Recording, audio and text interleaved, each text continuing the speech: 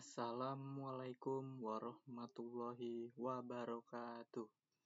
Perkenalkan, nama saya Faizal Hidayatullah dengan NIM F1E224036. Pada video kali ini saya akan mengulas kembali materi dasar-dasar sains dan teknologi. Dan di sini ada 4 materi. Dan itu sudah saya gabung semua dalam satu PPT ini. Oke, langsung saja.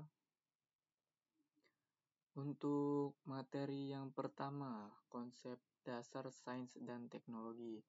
Nanti kita akan membahas pengertian dan pentingnya sains dan teknologi dalam kehidupan sehari-hari dan perkembangan masyarakat. Dan untuk yang kedua itu kebenaran ilmiah. Nanti kita akan menjelaskan bagaimana kebenaran ilmiah diperoleh melalui metode ilmiah dan pengujian hipotesis. Dan yang ketiga itu hukum dan teori ilmiah. Nanti kita akan membahas perbedaan antara hukum dan teori ilmiah serta contoh-contohnya dalam konteks teknik elektro. Dan yang keempat adalah peluang kerja untuk lulusan teknik elektro. Nanti kita akan membahas berbagai peluang karir yang tersedia bagi lulusan teknik elektro dalam industri yang berkembang. Oke, lanjut. Dan yang pertama itu kita akan membahas materi konsep dasar sains dan teknologi. Apa sih sains dan teknologi itu? Untuk sains adalah sistem pengetahuan yang diperoleh melalui metode ilmiah, mencakup penelitian dan pengembangan pengetahuan. Dan untuk sains itu berasal dari kata scientia yang artinya ilmu pengetahuan.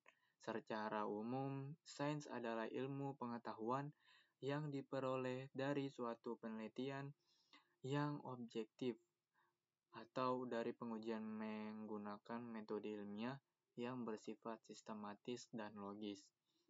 Dan untuk selanjutnya, teknologi. Apa sih teknologi itu? Teknologi merupakan aplikasi praktis dari pengetahuan ilmiah untuk menciptakan alat dan sistem yang memudahkan kehidupan manusia atau sehari-hari. Untuk pengertian umumnya, teknologi adalah upaya penerapan sains atau ilmu pengetahuan untuk menciptakan alat, sistem, dan proses yang memecahkan masalah atau memenuhi kebutuhan hidup manusia pada sehari-hari. Dan sains dan teknologi sudah memiliki hubungan yang erat dan saling mendukung. Dan keduanya memiliki kerjasama untuk meningkatkan pengetahuan manusia dan mengembangkan solusi praktis untuk tantangan global. Dan yang ketiga, dengan terusnya mengembangkan pengetahuan dan teknologi, manusia dapat mengatasi masalahnya global dan menciptakan masa depan yang lebih baik. Dan yang keempat, memahami konsep sains dan teknologi adalah kunci untuk menghadapi tantangan masa depan dan memanfaatkan peluang dalam berbagai aspek kehidupan. Oke, selanjutnya untuk perkembangan terkini dalam sains dan teknologi. Dan yang pertama itu adalah kecerdasan buatan atau AI. Siapa sih yang nggak tahu AI? Di zaman sekarang sudah banyak AI yang berterbaran di web, di internet, yang memudahkan kita untuk melakukan sesuatu. Di sini untuk pengertiannya, AI semakin banyak digunakan dalam berbagai sektor, memungkinkan otomatisasi tugas rutin dan analisis data besar yang lebih efisien. Dan untuk yang kedua itu adalah teknologi hijau. Teknologi hijau berfokus pada pengembangan energi yang terbarukan dan solusi keberlanjutan untuk mengurangi dampak lingkungan. Ini contohnya seperti PLTU, PLTS, yang mengurangi dampak lingkungan, tidak seperti PLTU yang mengeluarkan uap uap yang menyebabkan polusi seperti pabrik-pabrik itu yang mengeluarkan polusi. Oke, yang ketiga itu adalah Internet of Things atau IoT. IoT ini menghubungkan perangkat sehari-hari ke internet, meningkatkan efisien dan memberikan kemudahan dalam pengolahan data. Ini contohnya seperti Google, perangkat internet yang menghubungkan kita ke orang lain dan secara efisien dan praktis gitu, dan memberikan kemudahan dalam pengolahan data.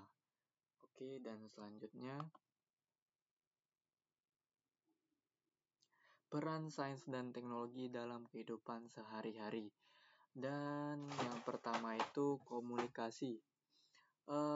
Teknologi informasi telah merevolusi cara kita berinteraksi, memungkinkan komunikasi instan dan akses informasi global. Contohnya seperti aplikasi WhatsApp atau Google atau Instagram itu dapat mengakses informasi global secara meluas. Dan untuk yang kedua itu adalah lingkungan. Contoh teknologi ramah lingkungan seperti energi terbarukan dan pengolahan limbah yang berperan penting dalam menjaga keseimbangan ekosistem dan mengurangi dampak perubahan iklim. Yang bagaimana kita tahu untuk saat ini bumi itu mengalami pemanasan global yang diakibatkan rumah kaca. Oke, untuk selanjutnya kesehatan. Penemuan medis berbasis sains seperti vaksin dan teknologi diagnostik telah secara signifikan meningkatkan kualitas hidup dan harapan manusia. Untuk vaksin itu contohnya seperti yang kemarin, vaksin COVID-19 dan vaksin-vaksin yang lainnya.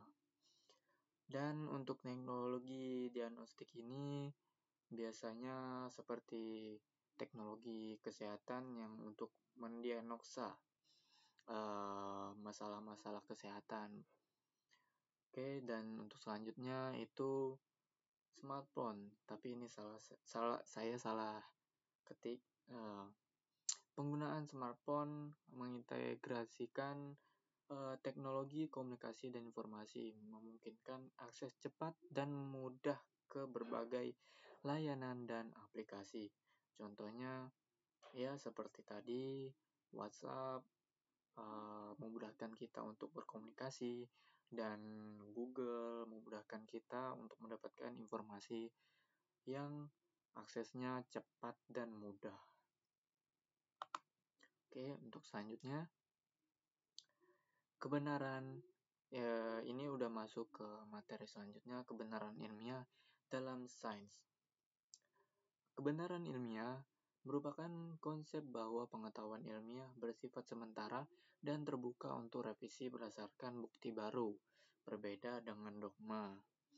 Dan untuk kedua itu metode ilmiah.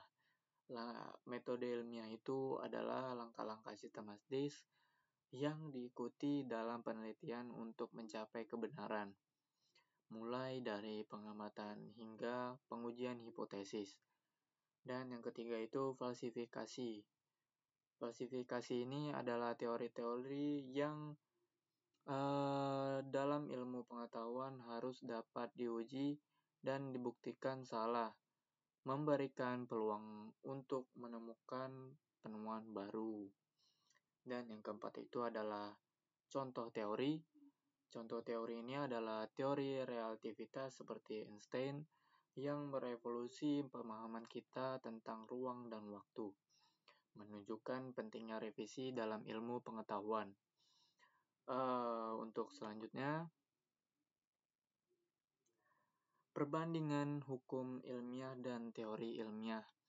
Untuk hukum ilmiah, pernyataan yang menjelaskan fenomena yang konsisten dapat diuji. Untuk teori ilmiah, penjelasan komprehensif yang didasarkan pada bukti dan dapat diuji. Untuk selanjutnya, hukum ilmiah dapat diuji dan divalidasi melalui eksperimen. Kalau untuk teori ilmiah dapat diuji namun juga diperbaiki seiring penemuan baru. Jadi untuk teori ini dapat direvisi ya karena sering penemuan baru, jadi bisa direvisi. Beda dengan hukum, itu tidak bisa karena dapat diuji itu karena sudah ada bukti, jadi hanya itu saja, tidak bisa direvisi. Lalu untuk hukum ilmiah, contoh hukum ilmiah itu hukum termodinamika yang menjelaskan energi dan kalor. Kalau teori ilmiah, contohnya teori Big Bang yang menjelaskan asal-usul alam semesta. Dan yang terakhir itu adalah hukum ilmiah, hukum yang seringkali berupa rumus matematis. Dan untuk teori ilmiah, teori mencakup berbagai aspek dan bisa memiliki banyak subteori. Oke, untuk selanjutnya, kita ini masuk ke materi peluang karir program studi teknik elektro. Dan di sini adalah contoh karir lulusan teknik elektro. Ada berbagai pilihan karir menarik di bidang teknik elektro. Yang pertama itu adalah insinyur desain, mendesain komponen dan sistem elektronik yang inovatif termasuk sirkuit dan perangkat untuk berbagai aplikasi. Dan yang kedua itu adalah insinyur sistem kontrol. Di sini mengelola dan merancang sistem otomasi dalam industri, memastikan proses berjalan dengan optimal dan bagus. Dan untuk yang ketiga itu insinyur riset dan pengembangan. Untuk ini mengembangkan teknologi baru dan inovatif yang berfokus pada penelitian untuk meningkatkan efisien dan efektivitas. Ini contohnya seperti ini peneliti atau penemu atau ya seperti itu yang dapat mengembangkan teknologi baru. Dan yang keempat ada teknisi perawatan, memastikan peralatan berfungsi dengan baik melalui pemeliharaan rutin dan perbaikan untuk menjaga downtime. Oke, untuk selanjutnya, ini adalah keterampilan yang diperlukan lulusan teknik elektro. Yang pertama itu adalah analisis dan pemecah masalah.